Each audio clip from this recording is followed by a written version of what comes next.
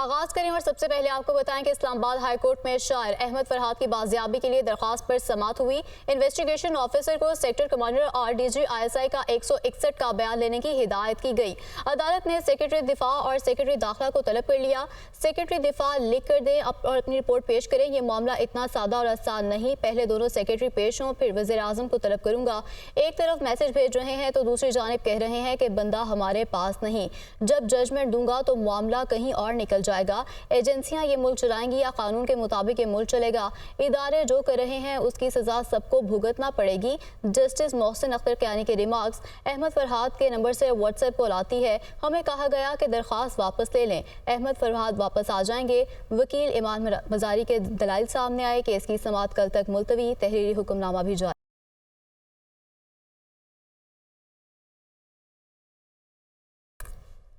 वफाकी वज़ीर कानून आज़म नज़ीर तारड़ का कहना है कि आज जो रिमार्क्स दिए गए वो अदालत का मैंडेट नहीं, तमाम इदारों को अपनी हुदूद में रहकर काम करना चाहिए।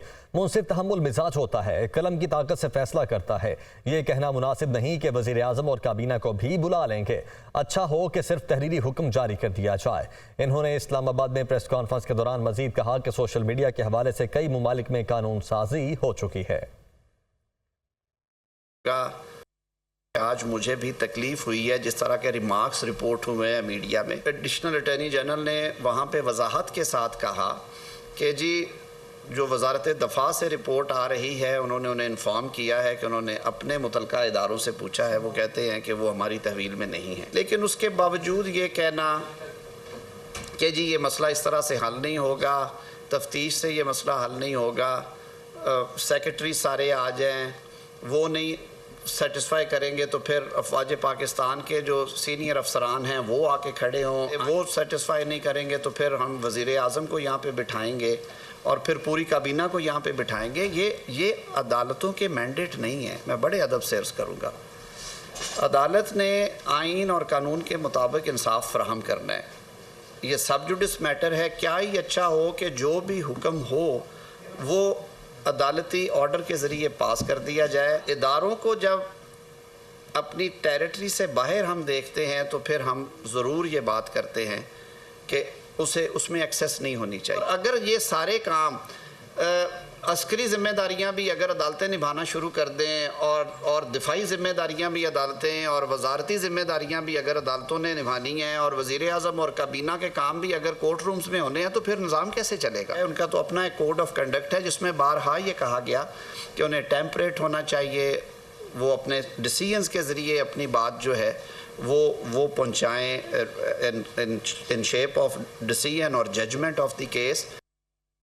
पंजाब असेंबली में हद तक इज्जत बिल 2024 पेश कर दिया गया है। अपोजिशन का एहतजाज, ऐवान में अपोजिशन अराकीन की हंगामा आराई और शोर शराबा, बिल के खिलाफ शदीद नारेबाजी, काला कानून नामंजूर, काली करतूत नामंजूर के नारे लगाए गए। अपोजिशन ने हद तक इज्जत बिल 2024 को मुस्तरद कर दिया। अपोजिशन ने बिल के खिलाफ प्ले कार्ड्स भी अपनी नशिस्तों पर आवेजा कर दिए। Mr. Speaker, I move that the Punjab Defamation Bill 2024. These are your amendments. These are your amendments. You don't want to speak on them. You have moved these amendments. These are your amendments. Listen up, तशरीफ रखेंगे। ये आपकी amendments है. If you will do this, then what options? जबकि सहाफती तंजीमों ने भी हद के इज्जत कानून 2024 को मुस्तरद कर दिया है। सहाफ़ियों का बिल के खिलाफ प्रेस गैलरी से वॉकआउट। सदर लाहौर प्रेस क्लब अरशद अंसारी का कहना है कि आज़ादी सहाफ़त पर कोई कदगन बर्दाश्त नहीं करेंगे। ये कोई जमहूरी बिल नहीं है। आज हुकूमत ने सहाफ़ी बरादरी पर शबखून मारा। हुकूमत पुराने कवानीन पर अमल दरामद करे, नया कानून ना लाए। जो ऐवान में हुआ ये एक जमहूरी काम नहीं था। ये कोई जमहूरी बिल नहीं है। मैं समझता हूँ कि आज जो उन्होंने शबखून मारा सहाफ़ती बरादरी पर, अब हमने ये फैसला किया है कि हमें हमारे साबका दौर में बड़े बड़े आमिर आए। आज़ादी सहाफ़त पर और आज़ादी इज़हार पर कोई कंप्रोमाइज़ नहीं किसी से, वो कोई हुकूमत हो। आप जितने मर्जी बिल ले आए, आप जितने मर्जी काले कवानीन बना लें, लेकिन ये कानून नहीं चलेगा। आज़ादी इज़हार पे, आज़ादी सहाफ़त पर कोई कतन बर्दाश्त नहीं करेंगे। Human rights commission of Pakistan ने पंजाब हत्या के इज्जत बिल पर शदीद तहफ़्फ़ुज़ात का इजहार कर दिया। पंजाब हत्या के इज्जत बिल आज़ादी इजहार का गला घोंट रहा है। बिल का मवाद और ज़बान कई हवालों से परेशान कुन है।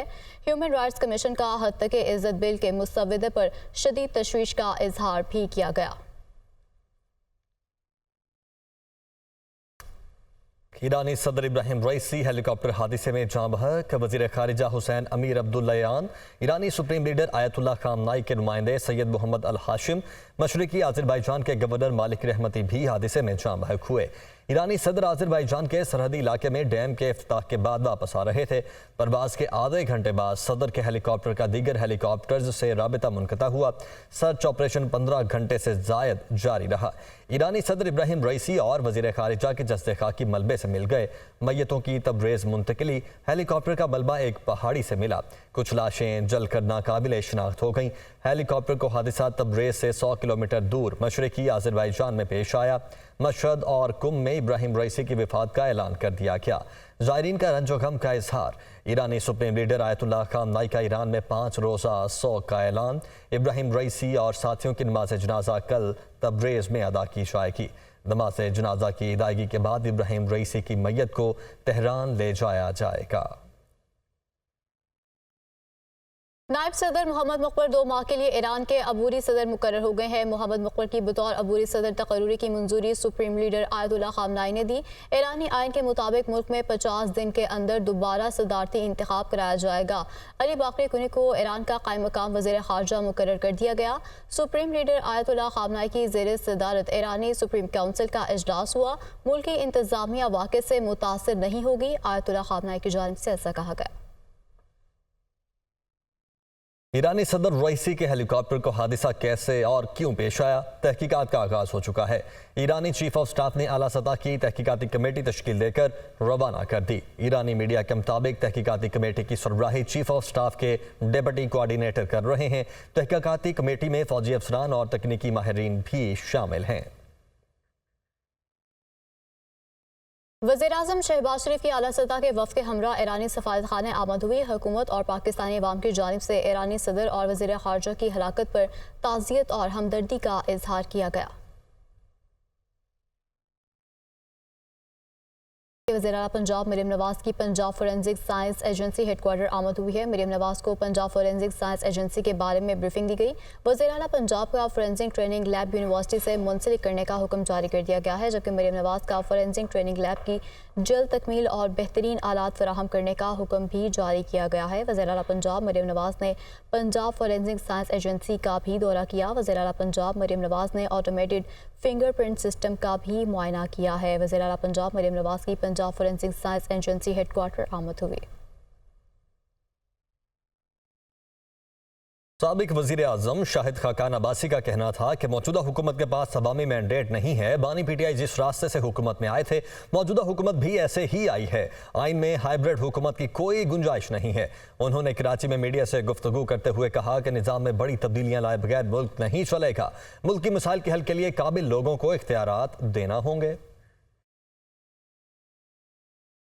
ये इस मुल्क के अवाम कह रहे हैं कि जो इलेक्शन हुआ है अवाम की राय की हुकूमत नहीं बनी, ये हुकूमत मैंडेट नहीं रखती, ये चोरी शुदा इलेक्शन है, इसलिए इस मामले का हल आपको निकालना पड़ेगा। फॉर्म 45 और 47 आपस से मिलते नहीं है तो चोरी होती है। बुनियादी ज़रूरत जो होती है वो एक अवाम के मैंडेट की होती है, वो यहाँ नहीं है। तो बदकिस्मती से वो ये तकलीफ दे आपके लिए होता है सबके लिए, लेकिन पिछली हुकूमत का भी यही हाल था। इमरान खान जिस रास्ते से आए थे उसी रास्ते से ये भी आए हैं। बात यह है कि मुल्क नहीं चल रहा, ये एक वाज़ेह हकीकत है। जब तक आप इस मुल्क में बहुत बड़े पैमाने पर इस निज़ाम के अंदर तब्दीली नहीं करेंगे, रिफॉर्म नहीं करेंगे, ये मामला नहीं चलेगा। और उसके अंदर ये सामने इदारा जो मौजूद है नैब का, सब इस दफ़ा वादा भी करके आए हैं कि नैब ख़त्म करेंगे, लेकिन आज तक 3 महीने हो चुके हैं, नैब ख़त्म नहीं हुई। गवर्नर पंजाब सरदार सलीम हैदर ने कहा है कि मौलाना फजलुर रहमान के तहफ़्फ़ुज़ात अपनी जगह, लेकिन वो ऐसा कुछ ना करें जिससे मुल्क को नुकसान पहुँचे। मौलाना फजलुर रहमान अपने तहफ़्फ़ुज़ात को टेबल पर लाएं। मौलाना साहब की नुमाइंदगी मौजूद है। असम्बली में बैठकर कमी कोताहियों को दूर करना चाहिए। मैं मौलाना साहब से आपकी वसातत से ये गुजारिश भी करूँगा कि तफज़ात अपनी जगह, लेकिन उन तफज़ात को ज़रूर टेबल पे लाएं, लेकिन कोई ऐसा कदम ना उठाएं जिससे मुल्क का नुकसान हो। मौलाना साहब की नुमाइंदगी मौजूद है, उन्हें असम्बली में बैठ के जो कमियां कोताहियां हैं उनको दूर करना चाहिए। मरियम नवाज साहबा वो अच्छा काम कर रही हैं। PTI जो है ना वो हमेशा से वो एजिटेशन की सियासत करते हैं, हमेशा से वो इंतशार की सियासत करते हैं। खान साहब इक़्तिदार में थे तो उन्होंने कहा कि मैं मोदी से हाथ मिला लूँगा, लेकिन ये जो पाकिस्तानी पॉलिटिशियंस हैं इनसे हाथ नहीं मिलाऊँगा। तो मैं उनसे भी ये कहूँगा कि होश के नाखन लें, ये पाकिस्तान है तो PTI भी है। बात करें मौसम की तो मुल्क के बेशतर हिस्सों में गर्मी की शदीद लहर बरकरार है। शहरियों का घरों से निकलना महाल हो गया है। पंजाब और सिंध के मैदानी इलाकों में हीट वेव का खदशा। 10 रोज़ तक शदीद गर्मी रहेगी। दर्जा हरारत 50 सेंटीग्रेड से तजावुज़ करने का इम्कान है, जबकि लाहौर में आज भी दर्जा हरारत 43 डिग्री को छू गया। चरिंद परिंद गर्मी से हलकान हो गए। मौसम गर्मा की तातीलात में इजाफा हो चुका है। छुट्टियों का आगाज 25 मई से होगा। महकमा स्कूल एजुकेशन ने मुकर्रर वक्त से पहले ही छुट्टियों का नोटिफिकेशन जारी कर दिया है। मौसम की शिद्दत की वजह से 7 इजाफी छुट्टियां होंगी। जिन स्कूल्स में इम्तिहानात हो रहे हैं वहां पर छुट्टियां नहीं होंगी।